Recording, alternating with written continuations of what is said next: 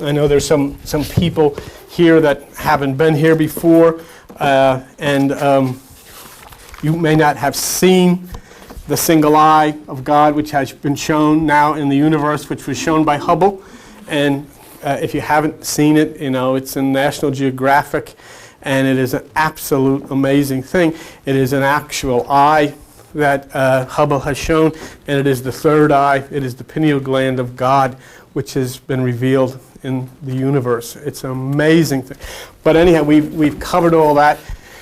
We've covered the connection between all of the realms of the universe and God and inside of us. And now we've reached a new point. And if you will stay with me, I will take you, and don't misread what I'm saying, not because I'm any special. It's not true. But I will take you where you've never been before. And I will show you things you've never seen before. I will take you places nobody's ever been before and show you things nobody's ever seen before in the realm of yourself and what happens when you die. Where do you go? How do you get there? Where is it located? I will show you the exact place that it's located. How long do you spend in any particular place? When do you return? How do you return? And I will prove everything, absolutely prove everything without a shadow of a doubt. I mean, there will be no doubt. And at that point, too, I will reveal to you the true name of God, the only name God ever had. And so all of these things were come down because one of the things that struck me so strange was what we've just encountered. In this age of the woman, we have these two massive universal memorial services, not for generals or war heroes or astronauts or, all of a sudden the entire universal consciousness is consumed by two women. And the women had some similarities, although they were miles apart in other ways. It seemed as though we were able to relate to the one more than we could relate to the other. It seems that we could relate to Diana more than we could relate to Mother Teresa, because Mother Teresa was set apart as absolute goodness, unstained, untouched, complete goodness that most of us can't relate to. Whereas the other one was into everything. Was into everything that we're into. I mean, as people, married, divorced, adultery, fear, crying, publicity, and yet such compassion, not total royalty, not afraid to touch anything or anybody. And so then something happens here. All of a sudden, like a message. How could this be? It is my personal opinion, and no more than an opinion, that the accident of Princess Diana was totally an accident, completely an accident. But I don't believe that the death of Mother Teresa was. I believe that the death of Mother Teresa was triggered to accompany this as a deep message and a declaration about what's about to come down upon us. But what really entered my mind was there are these two people who, for whatever reasons, for whatever reasons, involved themselves and triggered themselves into the consciousness of people all over the world, and suddenly in the same week, they're gone. And I guess, all of that, did it just go? Did it just end? Where did it go? I mean, just girls in a car and it hits at 100 miles an hour. Where did she go? Lays in an operating room or whatever.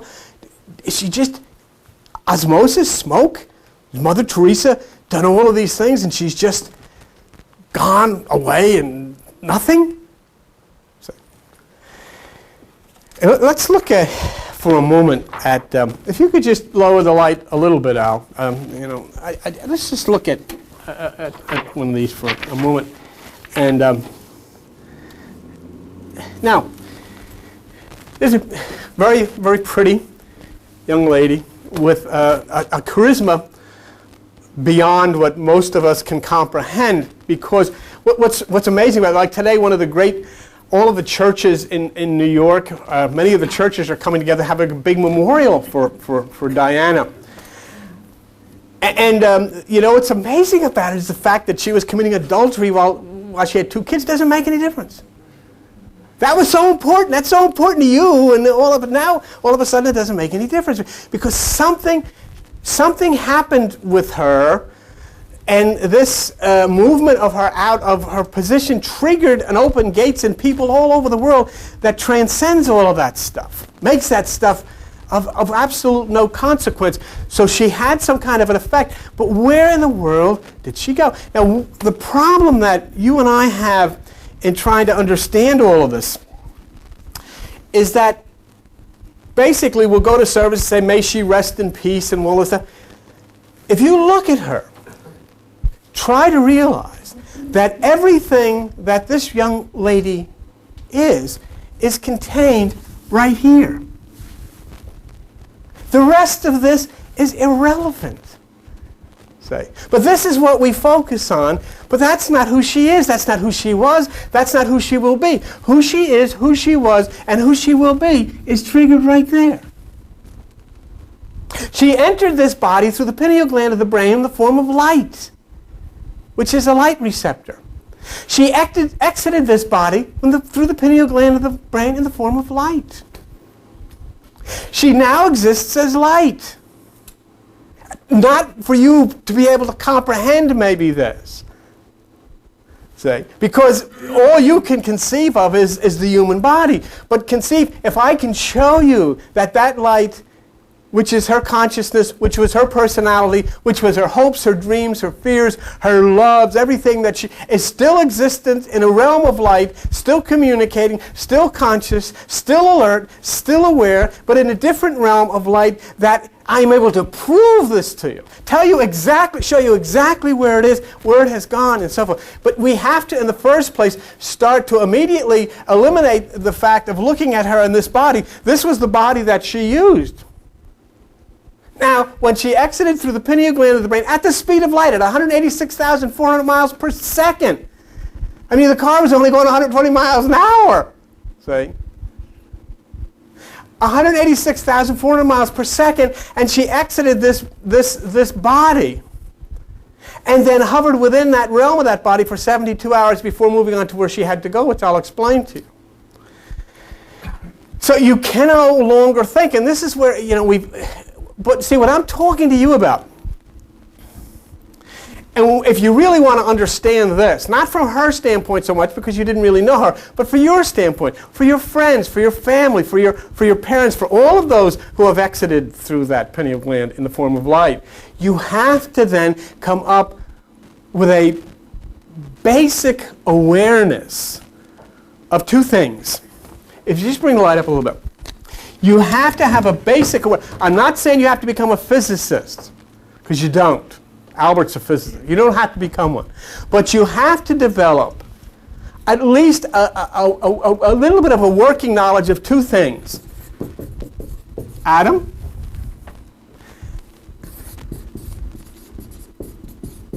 and quantum. If you don't have this is God's will.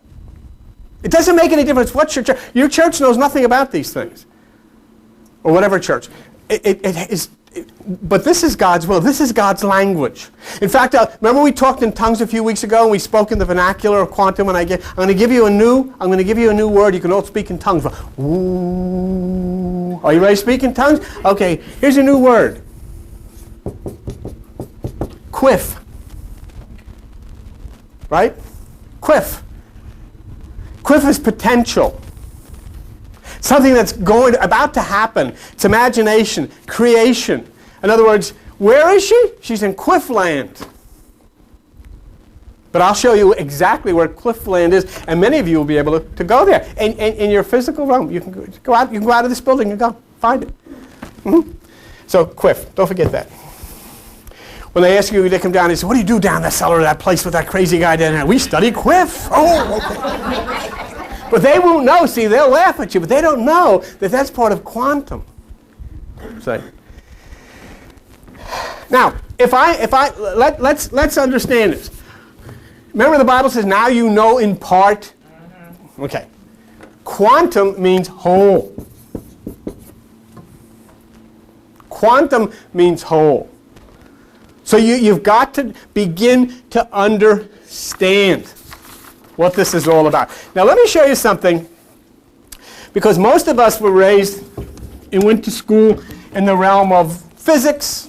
You know, Isaac Newton, the apple fell on his head. He says, gee, I think things fall. I mean, this guy was really smart, and you know, he developed Newtonian physics and all of this stuff. But let me show you something on the overhead here. Fine, thank you. And we'll just spend a minute with this, because we've got to try to understand this before we can understand anything else, okay? The Newtonian mechanical landscape, the painting, far too much had been invested in this picture of reality. In other words, basic physics, a basic understanding of how the laws of the universe work. They were in cement, okay? And this is what they were. Hey, Deb, could you come up here for just a second and move this up for me? Things moved in a continuous manner.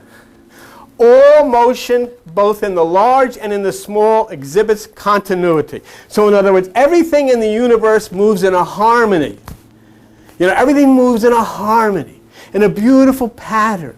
Everything is together. Everything is unified in a harmony, okay? The second thing is, things moved for reasons. These reasons were based upon earlier causes for motion. Therefore, all motion was determined. In other words, if this thing moves here, then this thing is going to move here. Okay? This is what the whole world was raised. This is our whole basis of understanding. The third one is, all motion could be analyzed or broken down into its parts. Each part played a role in the great machine called the universe, and the complexity of this machine could be understood as the simple movement of its various parts, even those parts beyond our perception. In other words, we couldn't see these things, but we knew it was like if this wheel is moving, it's going to have to make that wheel move. See, everything was flowing in a continuity. Everything is flowing in a beautiful pattern. Everything is flowing in a beautiful... The observer observed, but never disturbed. In other words, you looked at something and you saw it, but the thing didn't change. See?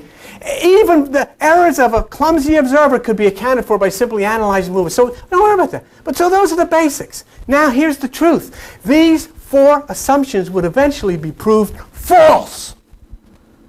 They're not true. What?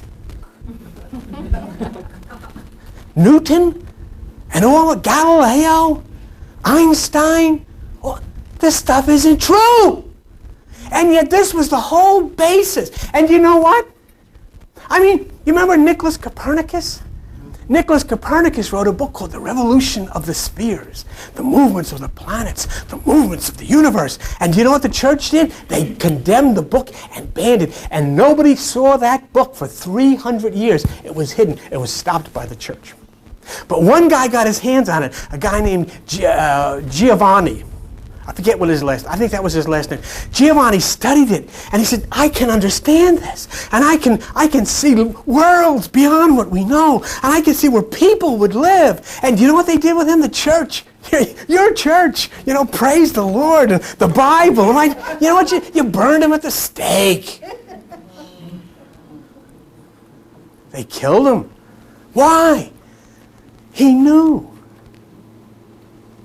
And you're not allowed to know. See? And a guy named Galileo came along, and he said to the church, you know, you made a big mistake with Copernicus. And you guys were wrong. He was right. They put Galileo in jail. Threw away the key. Who did it? Your church. Oh, no, the Muslims didn't do it. The Buddhists didn't do it. The Hindus didn't do it. Christianity did it. Praise his holy name. Put him in here. And then what happened? 400 years later, the Pope sent a letter of apology to Mrs. Galileo. Remember the Rosanna Dan Dan? That's what it said. Never mind. Jeez. It would take nearly 50 years for the true story to be told. The mystery of the movement of light and its unexplained behavior in relation to the heated and glowing objects would start a revolution in the scientific world. The active observer would be replaced by the disturbing observer. Oh, what? A disturbing observer. All of a sudden it was found that everything, when you looked at these things, you changed them simply by looking at them. Simply by looking at them, you changed them. It's an amazing thing. If you just stay there for a minute, Deb, let me tell you, so you understand for a moment now, and I'm going to explain a little bit more to you, but understand for a minute that everything that you ever knew, and that, like Albert could tell you, the greatest scientists in the world would say, this is the way it is. Suddenly, they found it ain't that way. I mean, when you go to church and you say, this is the way it is, think of this. Now, we talk about light. God is light. Where do we go when we enter the realm beyond the physical body? Light. The source of all electricity and light is contained in something called atom. Now, I want you to understand something. What would you say an inch is about that big? Is that about an inch? Maybe it's a little more than an inch. I want to give you the size of an atom. An atom is 2 billionths of an inch. 2 billionths of an inch. There's a book called Taking the Quantum Leap by Fred Alan Wolf that, among others, that I've been looking at. But let me give you an example. How tiny is an atom? Do you know how big a golf ball is? You don't? You must know how big. If you take a golf ball in your hand and you say, all right, if I have the power, I would want to make that golf ball big enough so I could see one of the atoms in the golf ball. Because the golf ball is made up of atoms. So I'm going to blow it up. I have a... Okay? I'm going to blow the golf ball up so I can see. I've got to get the golf ball to be big enough so I could see one of its atoms. You would have to blow up the golf ball. In order to see one of the atoms, you would have to inflate the golf ball to the size of the Earth. The Earth. And yet, this atom, which is inconceivable, has a nucleus and electrons whirling around it in orbit, in a pattern. Now, one of the questions was, if we have this atom and the nucleus, and the electron is whirling around it, where does it get the energy to produce light? It can't. Let's not get too deep into this, but just take it. It can't do that. And so scientists couldn't figure out, and so they asked the quantum, and the quantum scientists, and Niels Bohr, a quantum scientist, found out. Okay, if you take that one off and put this one on for me, Deb, and this is what he found. Would you bring it up here a little bit? There's Niels Bohr. Niels Bohr, B-O-H-R, who was is one of the great quantum scientists. Would you lower this now? Here's the electron. This is what he found. See, because before we thought everything is continuous. Everything flows in a beautiful harmony. But Niels Bohr found that this electron, in order to make light, took a quantum leap and jumped out of there and appeared here, but never passed there. It just left there and appeared there. And light came. But there was nothing in between here and there. It jumped. And then all of a sudden, Niels Bohr and all of these people started to find out that there's a discontinuous path. There is no predictability. There is no flowing harmony. See? And so here then, when you talk about the princess and Mother Teresa and all, you have to go into this world to find out where you are. You're trying, just like the scientists were trying to understand basic physics. You can turn the lights on. Basic physics, and they found out all of a sudden that everything they were thinking of was wrong. Everything you've ever considered was wrong. Princess Diana, Mother Teresa are right at this moment in a realm of light, able to converse, able to understand, able to communicate, able to do all of these things. It was not the body that does any of these things. It is the light, and the light enters through the pineal gland of the brain, which is the receptor for light, and exits in the same way. Thanks, Deborah. You want to turn that off? Okay?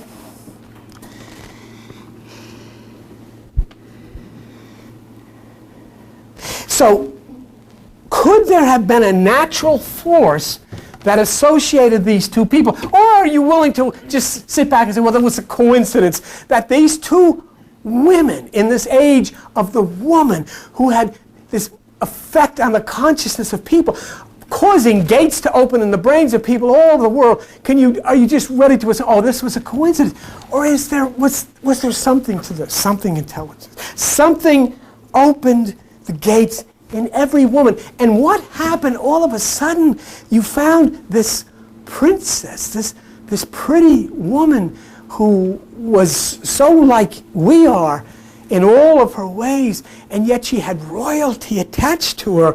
And you know what caused the gates to open in consciousness? Because suddenly they were brought into a face-to-face communion with Isis, with Mary, with the Queen of Heaven, with Diana,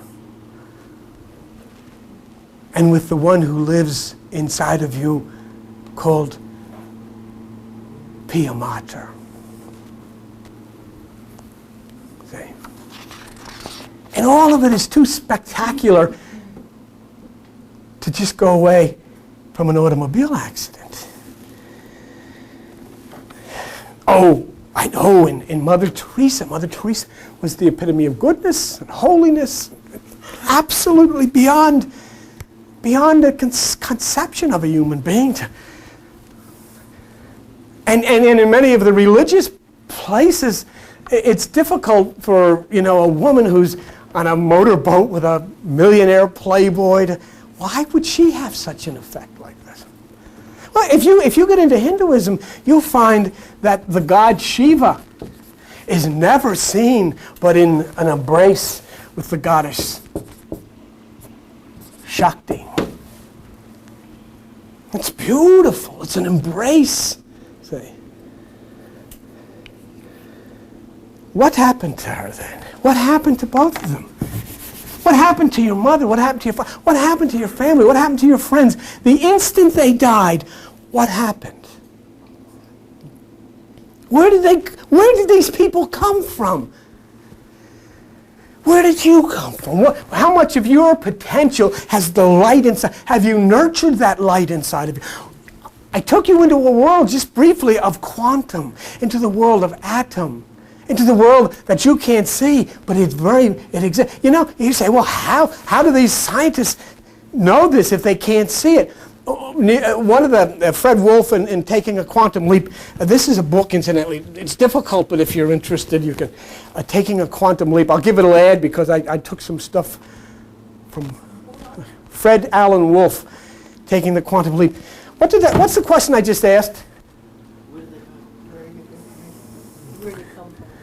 Where do you come from? Okay, I lost the track. I'll come back to that. Let's go to the funeral and try to understand what happens. I'll go back to it. We were in the world of quantum. We were in the world of atom. We were in your real world where you nurture the light. Jesus says, I am the light. God is light.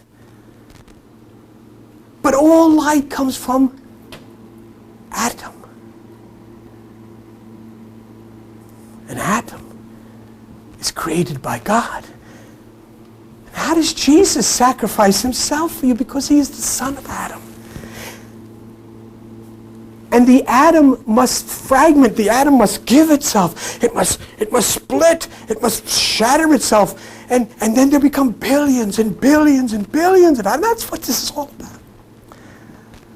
See, look, this is what I'm trying to get through to you. Just like they showed you how everything must work, everything must act, everything must happen. If that light enters in through the pineal gland, and we know scientifically that's what it does, then when it is no longer able to be hosted, it must exit. In other words, there is a scientific, provable explanation as to what happened to every one of your relatives who died, what happened to these people. And I can tell you exactly where they went within 72 hours, exactly geographically where they went. So you could go out and get in your car and go there.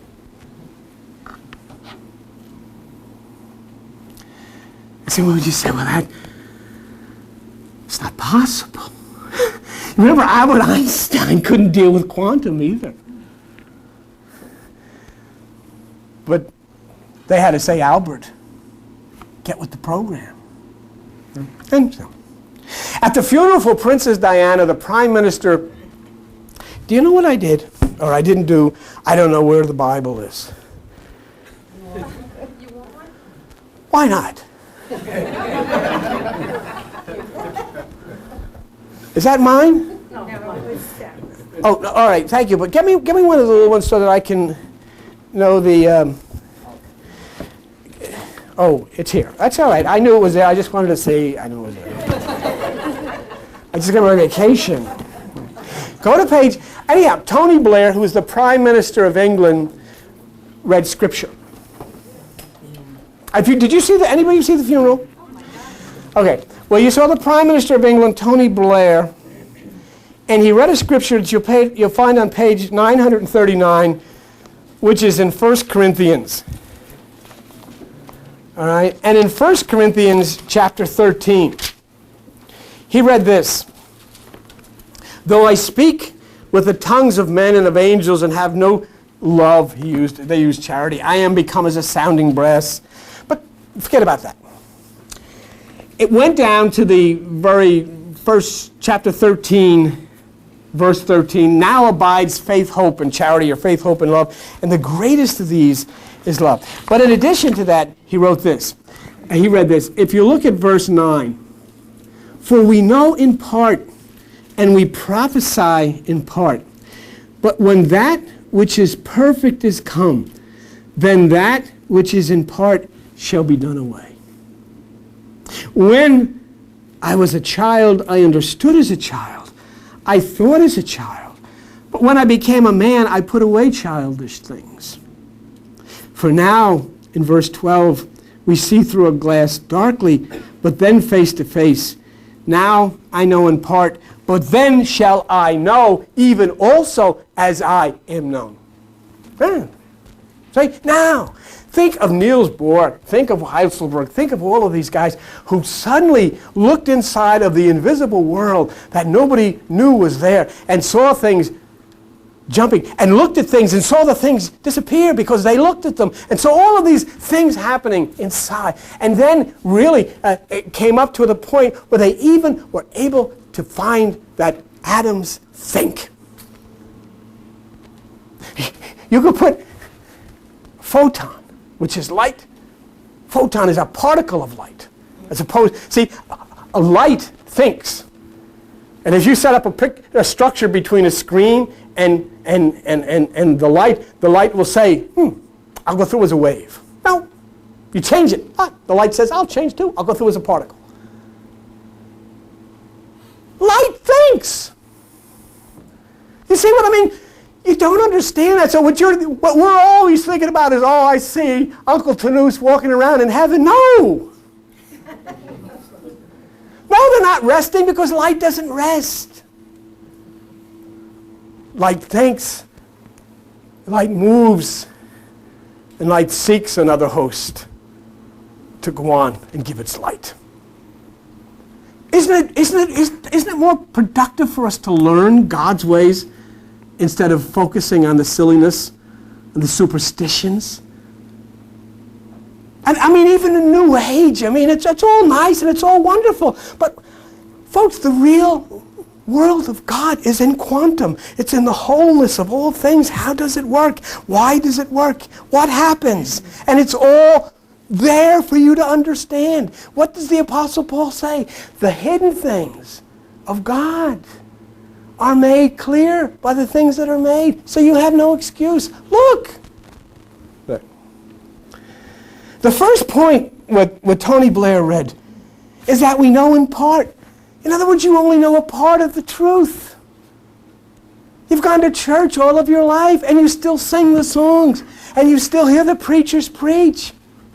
Do you want to listen to a guy in a robe that knows from the 14th century when they were burning Giovanni to the stake or running Nicholas Copernicus out of town or putting Galileo in jail? Do you want to hear from his gang? Or would you rather talk to Niels Bohr and Albert Einstein, Heisenberg, and these people that know God's will and God will? I don't want to hear from these crazy people.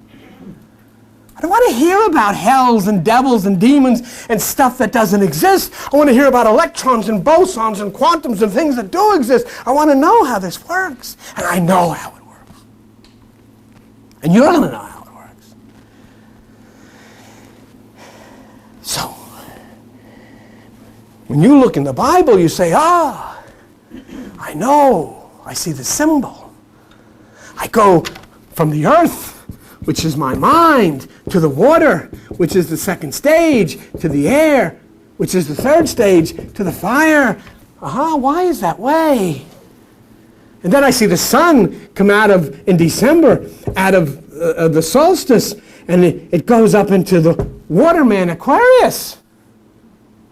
And then it goes up and sits at the right hand of power in the air, and then it goes to Leo with the fire. Why is it that way? And then Jesus comes out of the tomb, doesn't he? And where's the first place he goes? To the water. And he says, have any fish? And where's the next place he goes after he goes to the water? Up into the air. 72 hours after a person dies, the energy, which is the atom light energy in there, leaves through the pineal and goes to the nearest body of water, where it begins to receive energy into the molecules, to build the molecules for its journey back, up into the air, onto the light, back into the fetus. How do I know that? Because that's the way everything works. It's what the sun does. It's what the mind does. It's what Jesus did. You want to feel the presence of someone who passes from where they died? 72 hours. Go sit by the lake. Go sit by the bay. For all atoms seek energy from the molecules from the water. And it's portrayed here by us. That's why you go into the water at baptism. For the energy to rise up into the air, to be touched by the fire. Isn't that silly to do that? Don't you think it's silly? Certainly it's silly. Until you understand how all of this works. Oh, you wait till you hear what we're going to find out. Wait till you hear what we're going to tell you. But it says, and when Tony Blair, the Prime Minister of England, read so regally at the funeral, and Elton John, here comes Rose, whatever. Oh, it's beautiful. Beautiful, beautiful, beautiful. All for the emotions. And the emotions had to be fed. It's beautiful. But the light was already hovering on the waters. The light was already hovering on the waters, receiving energy. It's not going up into the space anywhere. It has a job to do here, Queen Mother. So it says, But when that which is perfect comes, how does that which is perfect come? How do you stimulate that? Remember, what we're trying to determine is what happens after someone dies. What happens after physical death? We only know in part from religion. We're now being directed to perfection. What is the hindrance to perfection? What prevents you from being perfect? And you say, well, I can't be perfect. Yes, you can. Yes, you must be perfect. Look, go to page 979 and look at the book of Hebrews. And in the book of Hebrews, look at Hebrews chapter 6. Okay? Page 979, and look at Hebrews chapter 6. And there it says, leaving the principles of the doctrines of Christ, let us go on to perfection. What is it telling you? Get rid of it.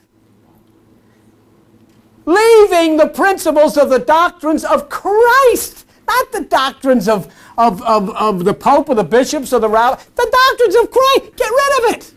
Go on to perfection. Why? Because those doctrines were symbols and you only knew in part. Now, get rid of the symbols and go on. And look what it says. It doesn't say we're to wait for perfection. It says go on to perfection. No more repentance, it says. No more faith in God. Why shouldn't you have faith in God? You shouldn't have faith in God because the only time that you need to have faith in anything is when you're not sure. That's the only time. When you're not sure. You should be able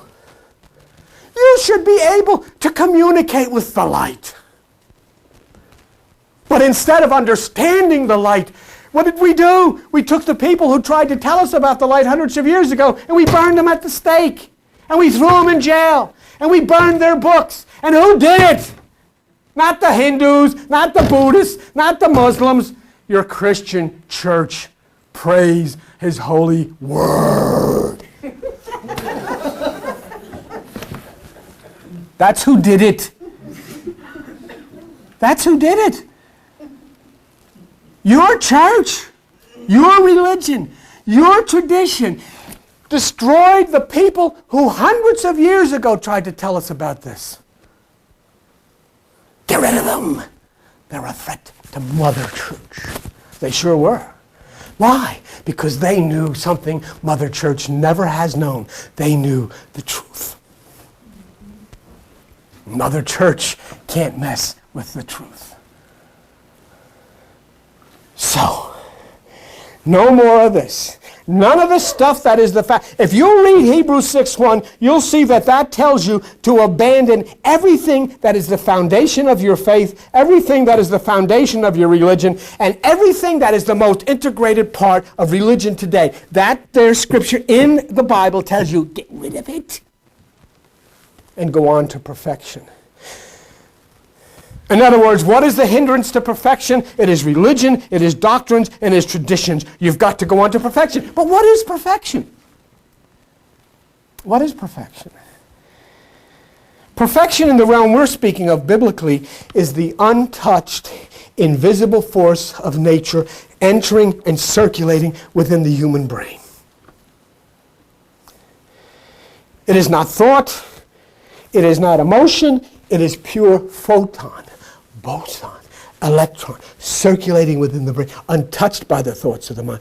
And as the scripture says in Matthew, from Matthew 6, verse 25 to Matthew 6, verse 33, take no thought, take no thought, take no thought. When you take no thought, when you separate from the thoughts of the mind, you enter the realm of pure nothingness. You enter the realm of pure perfection. You enter the realm of pure light. And in that light, you then transcend all of the physical maladies, all of them, the malformations, all of the fighting, all of the anguish that this earth has been subjected to by these traditions. And you move in that realm where Diana and Mother Teresa now dwell in the kingdom of light.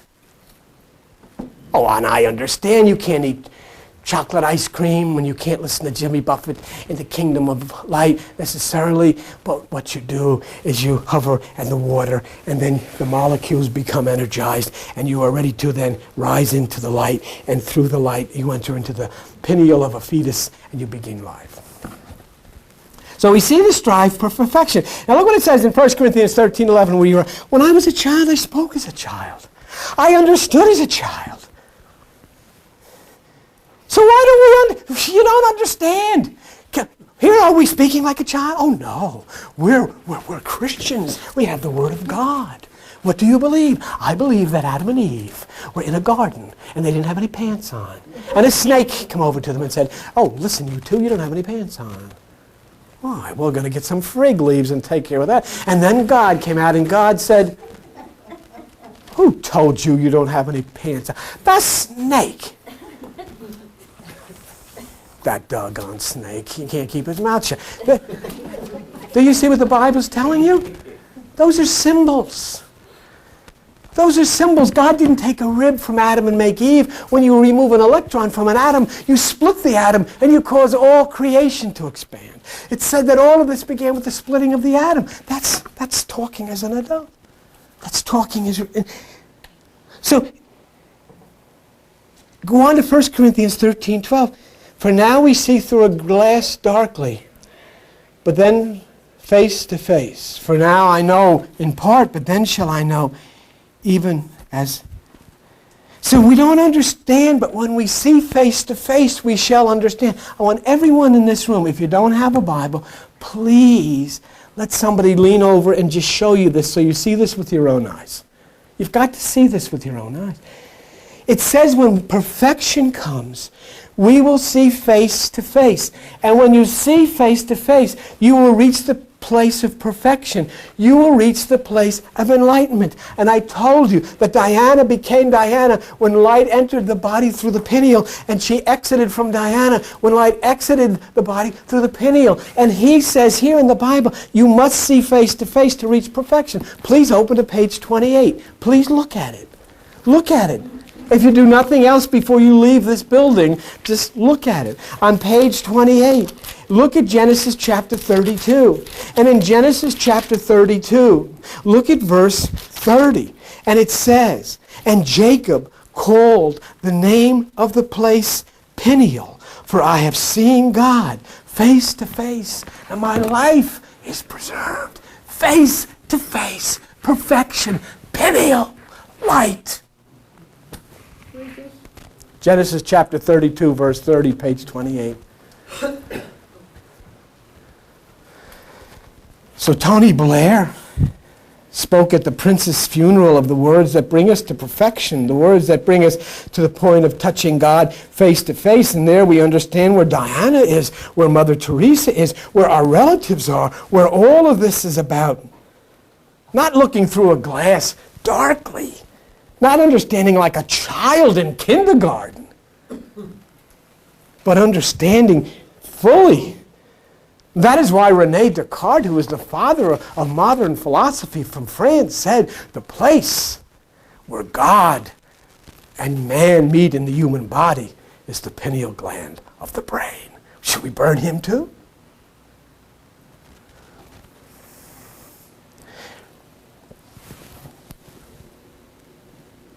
So I was using these two people who passed away because they make good subjects, because even though you don't know them, you do. We can only determine if they died, that ended. If we find out that mind cannot exist outside of the human body. But wonder if I am able to prove to you that the mind, that the thoughts, that the understanding, that the personality is able to exist outside of the human body. Wonder if I am able to tell you that you can see without using your eyes, that you can hear without using your ears, that you can speak without using your mouth. And not only can you hear without using your ears, you can hear tones without using your ears. You can hear different voices without hearing your ears. Who's your favorite singer?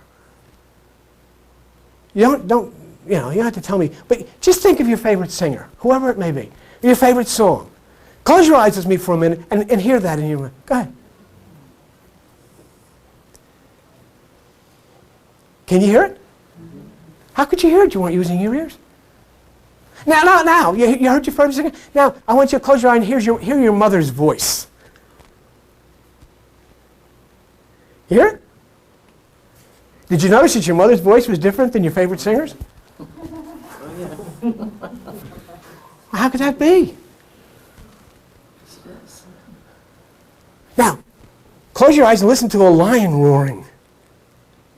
Do you hear him? Different levels of sound and yet no ears. That doesn't make any sense. You heard, you didn't have to use your ears. Now let's do this. Close your eyes and see if you can picture the house you lived in when you were a little kid. Can you see it? Wow. Close your eyes, take a look at your car. See if you can see your car. Can you see what color your car is? How could you see the color of your car? Well, there's no light. No? You could see the color of your car. You could see the house you lived in. You could hear your mother's voice. You could hear, hey, close your eyes. Hear Elvis Presley singing Hound Dog. But you know what? You can exactly this pitch. Can't you? How? Possible. How is it possible? How can you do all that? And you did all that and you didn't use your body at all, did you? Now, close your eyes and say something without using your mouth. And be careful what you say, because I might be able to pick this up. Okay? You probably say, I want to get out of here. So you spoke, you heard different sounds, you heard different tones, you heard different voices, and you saw, and you didn't use your eyes, you didn't use your ear. Oh, what do you know? So you don't need your body to communicate, do you? Now, what happens if you elevate yourself into this brain structure, if you elevate yourself out of the brain structure into light, and suddenly you're not only able to see and hear what you have constructed, but you're able to see, hear what I have constructed. Huh? In other words, we're able to communicate. So you can see where Diana and Mother Teresa, and Mother Teresa's probably yelling at Diana saying, how could you ever get in a car with that guy? But I'm going to say it's very serious. Absolutely. And can you imagine what Diana is saying to the driver of the car? But what I'm telling you, there is a whole world that exists and does not require the physical body. That is your world. You haven't arrived at the point where you understand yet how to communicate that outside of yourself, but you will, say. And then I will prove to you scientifically that what you have found and what you have just done inside of yourself exists outside. And once we've proved that, then we understand that this beautiful princess is no longer a princess, but that beautiful light that acted out the role of the princess is now ready to receive energy, new molecules, and act out the role again. Wait till you see where we go with this. And as I promised you in everything that I've ever done in this room, and sometimes I get a little dramatic, sometimes I might think things that might offend you, but you know.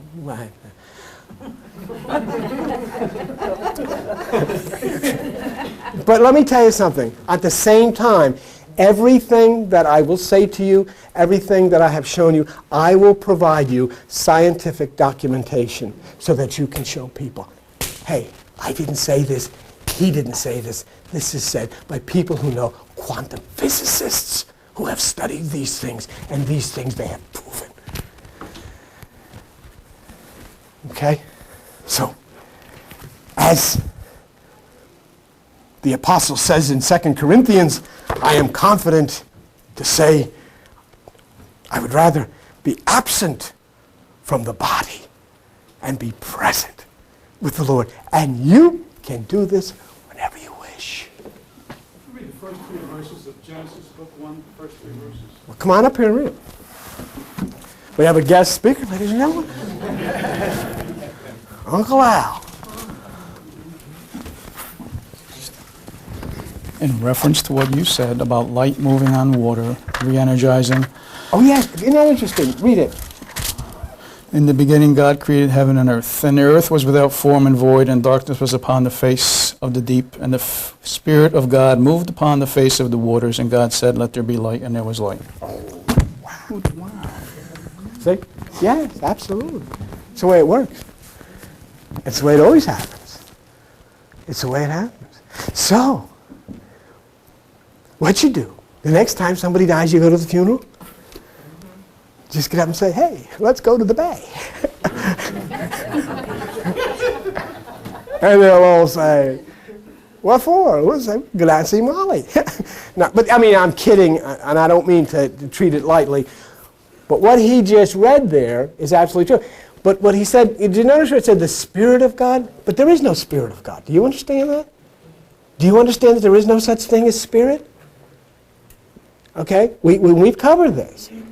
We use spirit as a word to describe the invisible force that is God and nature without understanding what it is. So we take that word spirit and we remove it. And we start talking about atom and boson. Okay?